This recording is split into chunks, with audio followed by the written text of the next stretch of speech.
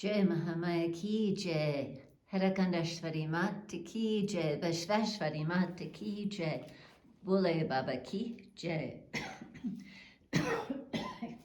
In our last chapter, we read about the death of Ratabija and the resolve of Nishumbha, the younger brother of Sumba, to go and meet the Devi. We'll go on with chapter 30.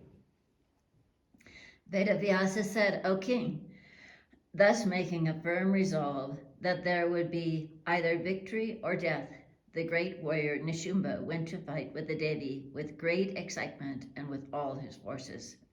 Sumba, his older brother, the king, too, the lord of the demons, accompanied by his forces, went after Nishumbha. Sumba knew full well the rules of warfare, therefore he remained a witness thereof and did involve in the fighting. Indra and the other devas and the yakshas all stationed themselves in the celestial space, eager to see that fight covered with clouds. Nishumbha came to the field and, taking the strong bow made of horns, began to shoot arrows after arrows at the Divine Mother with the object of frightening her. Seeing Nishumbha with his excellent bows shooting arrows, Chandika began to laugh frequently. With a soft, slow voice, she spoke to Kalika. O Kali, see their foolishness. They have come before me, courting death.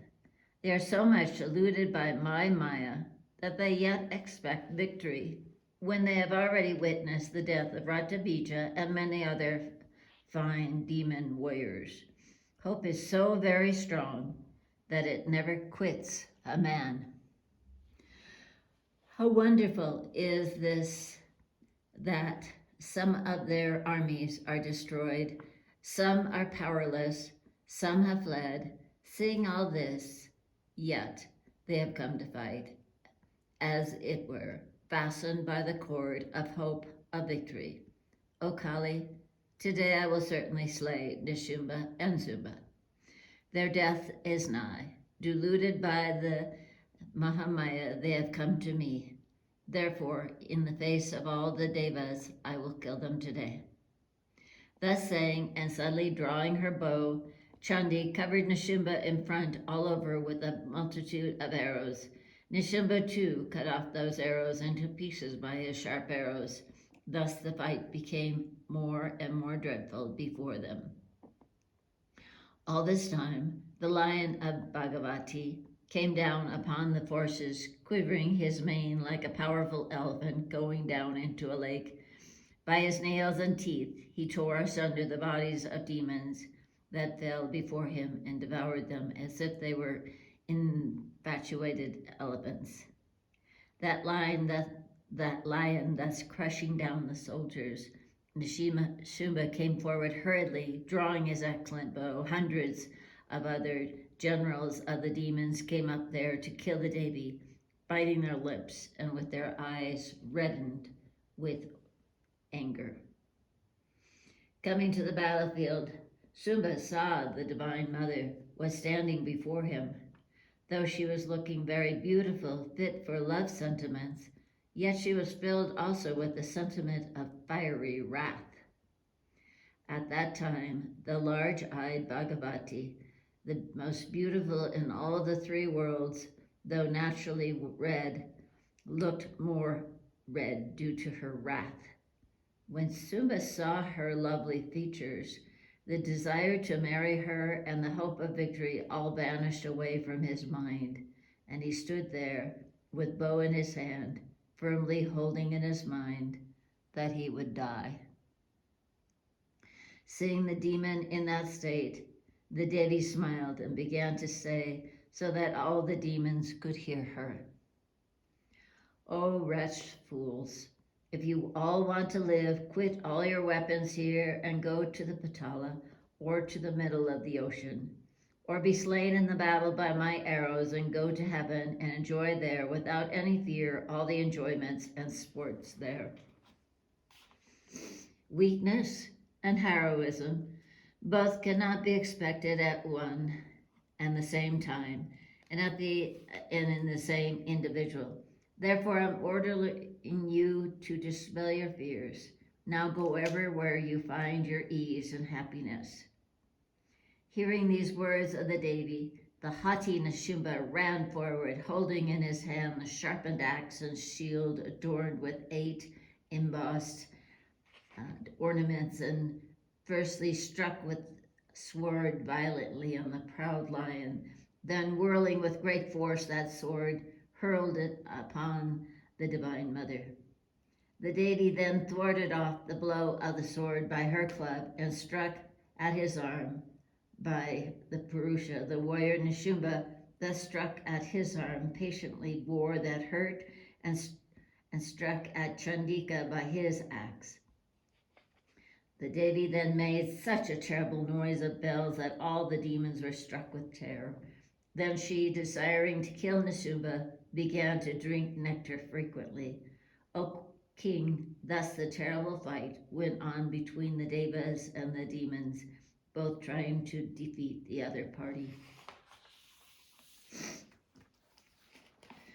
Then began to dance in the battlefield the cruel, voracious dogs and jackals and vultures and herons and crows and other birds, very much gladdened. The battlefield was drenched with blood and the dead carcasses of innumerable demons, elephants, and horses.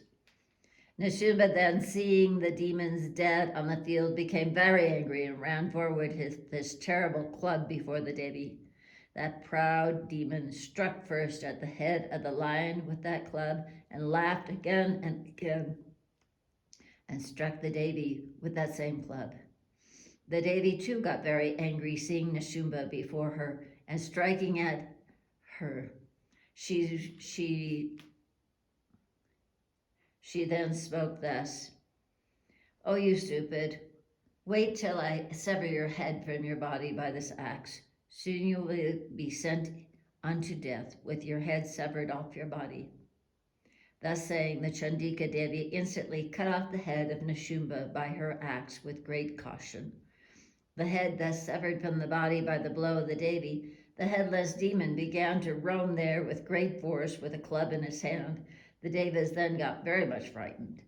The Devi then cut off the hands and the feet of that headless demon with sharpened arrows. That vicious wretch fell down lifeless on the ground like a mountain. The powerful demon Nishumbha, being thus killed, a great uproar arose amongst his panic-stricken forces. The soldiers, covered all over their body with blood, left their weapons in the field, began to make mumba sounds, a piteous cry with mouth and hands as sign of danger, and fled away to the king Shumba. He, the tormentor of the foes, then asked them as they were coming, "Where is Nishumbha now? Why have you fled away from the battle?" Thus hearing the king's words, they bowed down and said, "O king, brother Nishumbha is lying dead on the battlefield. O king, the Devi killed all the demon warriors that attended your brother. Only we are left and have come here to give you this information. O king, Nishumbha has been killed by the weapons of the Devi, so we think you ought not go to battle. Know this is certain, that the lady, the highest cause of this universe, has come here to destroy the demons, the object being to serve the cause of the gods. This lady is not an ordinary woman. She is the supreme force. Her doings are inconceivable. What more can be said than the fact that the Devas never can even know her? This Devi can assume various forms. She is the origin of Maya. She is very clever. She is adorned with various ornaments and is holding various weapons in her hands. Her doings are incomprehensible. She is like a second night of disillusion. She is perfect, endowed with all auspicious signs, capable to go beyond the insurmountable. This wonderful Devi is serving the cause of the gods and the Devas from the sky, they are singing hymns to her. O king, it is now your paramount duty to fly away and save your life. If you live, you may have the chance for gaining the victory when time will turn out favorable to us. There is no doubt in this. It is time that makes a strong man weak.